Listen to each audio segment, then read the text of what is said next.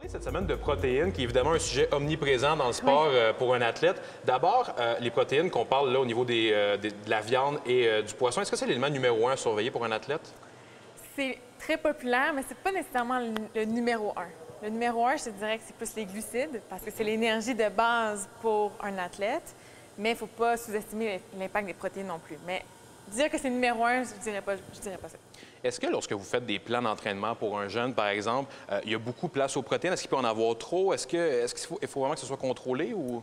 Il peut en avoir trop, comme il peut en avoir pas assez. De façon générale, c'est assez facile de combler ses besoins en protéines. Les gens pensent qu'ils ont besoin de prendre des suppléments, toutes sortes de choses, de vraiment faire attention, mais dans les faits, c'est assez facile si on a une alimentation équilibrée d'avoir suffisamment de protéines. C'est sûr qu'on va vérifier qu'il y en ait un minimum et pas trop, mais de façon générale, c'est facile d'atteindre son apport en protéines avec les aliments là, de tous les jours. Bon, justement, on parlait des aliments de tous les jours. Il y en a plusieurs, la viande rouge, la viande blanche, le poisson. Exactement. Parlez-nous un petit peu des protéines qu'on peut retrouver dans un plan d'alimentation. Lesquelles vous recommandez particulièrement? Il y a d'autres choses. C'est sûr que la viande, tout ça, les œufs, les protéines, tout ce qui est protéines dans le lait, la protéine du lait est très, très complète. Yogourt grec, 2 fois plus de protéines dans le yogourt grec, donc c'est un aliment intéressant. Puis il y a toutes les protéines végétales aussi qu'on peut retrouver, donc dans le tofu, par exemple, dans les haricots, le tempeh. Donc il y a quand même... beaucoup d'options quand même Il y a pour un beaucoup jeune. d'options, absolument. Oui. Un phénomène qui est arrivé pas récemment, mais les suppléments protéinés, les fameux shakes de protéines, c'est arrivé il y a quelques années. Pour un jeune, est-ce que c'est dommageable? Est-ce que c'est suggéré à un jeune de, par exemple, 14, 15 ou 16 ans? Les suppléments de protéines, moi, je ne les recommande pas en bas de 18 ans.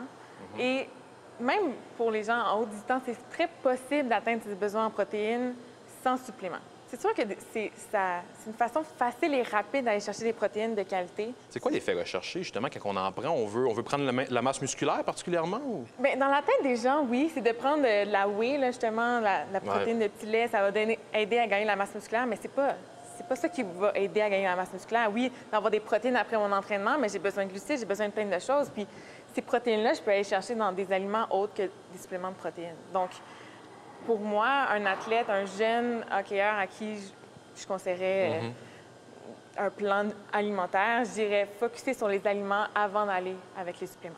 Si on se concentre en terminant pour un joueur de hockey en particulier, vous faites un plan d'alimentation pour un jeune de 16 ans, ça serait quoi le nombre de protéines qu'il va avoir dans sa journée, par exemple? Le nombre de protéines va vraiment varier selon le poids, mais une chose qui est très importante, c'est de varier. En fait, c'est la distribution des protéines pendant la journée. On recommande d'avoir à peu près une vingtaine de grammes à chaque repas.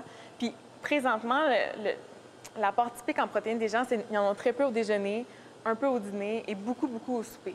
L'idée, c'est de rééquilibrer le tout en ayant une quantité plus égale, autour de 20 grammes déjeuner, dîner, souper et dans les collations aussi. C'est vraiment le meilleur conseil que je donnerais aux gens. Bon, bien, quand on termine avec un conseil, c'est toujours une capsule réussie. Merci beaucoup, Ève. Ça me fait plaisir.